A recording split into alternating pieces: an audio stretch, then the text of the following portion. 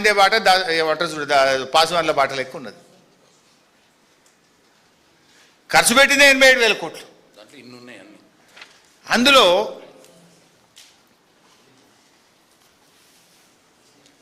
అసలు ఇన్ఫ్యాక్ట్ వాళ్ళ మామ ఆయన పేరేదో ఉంటుంది సూదిని పద్మారెడ్డి గారే చెప్పిండు, అరే 1,00,000 కోట్ల అవినీతి జరగాలి, ఖర్చు పెట్టింది 87,000, ఇది 1,00,000 కోట్లు ఆడికెళ్ళి అవుతుందని నీకు పిల్లనిచ్చిన మామని పద్మారెడ్డే చెప్పిండు. ఆ వీడియో కావాలంటే పంపుతా చూసుకోసారి. నీ మామ చెప్పినాక కూడా నీకు బుద్ధి వస్తలేదా?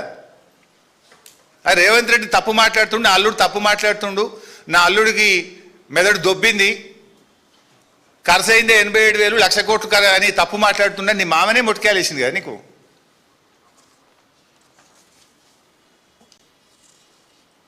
ఇన్ఫ్యాక్ట్ ఈ 87,000 కోట్లలో కూడా ద ఫస్ట్ కాంపోనెంట్, ఆ ఫస్ట్ కాంపోనెంటు మొత్తం కలిపితే 10%, 90% rest of the things. Yellampalli నుంచి ఇవాళ మిడ్ మానేర్కి నీళ్ళు వస్తున్నాయి. ఆ సిస్టమ్ అంతా దీంట్లో కట్టింది కాదు, ఇది కాళేశ్వరంలో కట్టింది కాదా? Yellampalli to mid Manair there are 2 twin tunnels. Yellampalli నుంచి 2 టన్నెళ్ల ద్వారా మేడారం రిజర్వాయర్కి వస్తాయి, మేడారం రిజర్వాయర్ నుంచి 2 టన్నెళ్ల ద్వారా మిడ్ మానేర్కి వస్తాయి, మిడ్ మానేర్ నుంచి 1 టన్నెల్ ద్వారా అనంతగిరికి వస్తుంది, అనంతగిరి నుంచి 1 టన్నెల్ ద్వారా రంగనాయక సాగర్కి వస్తుంది, రంగనాయక సాగర్ నుంచి 1 టన్నెల్ ద్వారా మల్లన్న సాగర్కి వస్తుంది, మల్లన్న సాగర్ నుంచి పంపింగ్ ద్వారా కొండపోచమ్మ సాగర్కి వస్తాయి.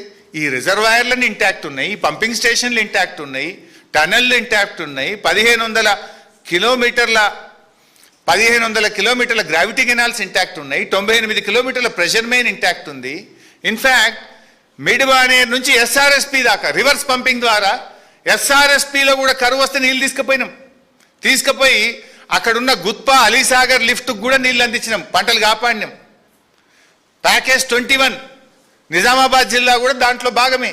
ఇవన్నీ ఇంటాక్టే ఉన్నాయి. నిర్మల్ జిల్లాలో కూడా ప్యాకేజ్ 27, 28 ఉన్నాయి, అవన్నీ ఇంటాక్టే ఉన్నాయి. అంటే 87,000 కోట్లలో 10% మేడిగడ్డ టు ఎల్లంపల్లి, మిగతా 90% ఎల్లంపల్లి అండ్ అబో అదన్నీ వాడుకుంటున్నావు కదా. పోయిన సంవత్సరం వాడినావు, అంతకుముందు సంవత్సరం వాడినావు, మొన్న 3 నెలల కింద కూడా వాడినావు. మళ్ళీ చెప్తున్నాం మేము, Kaleshwaram the most beautifully designed project.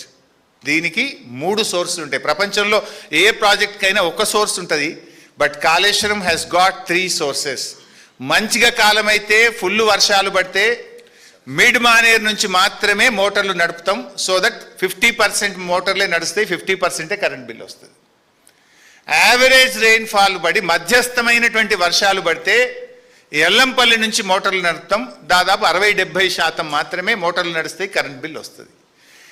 కరువు వచ్చినప్పుడు ఎక్కడ నీళ్లు లేనప్పుడు ఉండేది మేడిగడ్డ, అక్కడి నుంచి మోటార్లు ఆన్ చేస్తే 100% సిస్టమ్ పనిచేస్తుంది. గత 2 సంవత్సరాలు యావరేజ్ అబో యావరేజ్ ఉన్నాయి కనుక పైన సిస్టమ్ నడిపినావు కాళేశ్వరంది. భువనగిరి యాదాద్రికి కూడా నీళ్ళు ఇచ్చినాం, భువనగిరి యాదాద్రిలో కూడా కాళేశ్వరం నీళ్లతోనే పంటలు పండినాయి.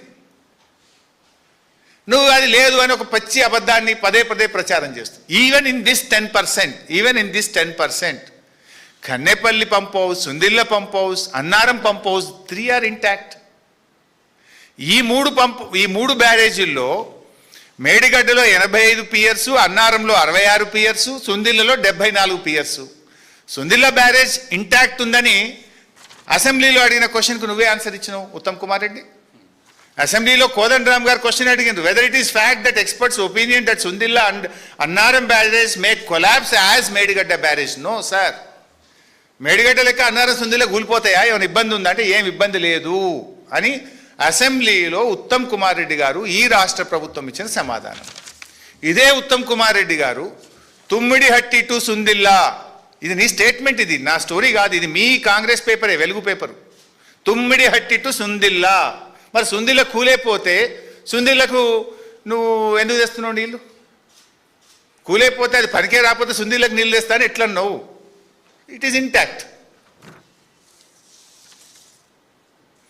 సో మొత్తం ఖర్చు పెట్టిన 87,000 కోట్లలో జరిగిందల్లా కూడా ఇన్ని పియర్స్, ఏది నేను ఇందాక చెప్పినట్టు మేడిగడ్డ 85, అన్నారం 66, సుందిల్ల 74, 3 బ్యారేజీల్లో 2-3 పియర్స్ కుంగిపోయినాయి. ఒక బ్లాక్ 7 రీకన్స్ట్రక్ట్ చేయాలి అని చెప్పి NDSA కూడా చెప్పింది. మరి 2 సంవత్సరాలు 7 నెలలు 31 నెలలు అయింది నీ గవర్నమెంట్ వచ్చి. ఏం టెస్ట్లే చేయలేను.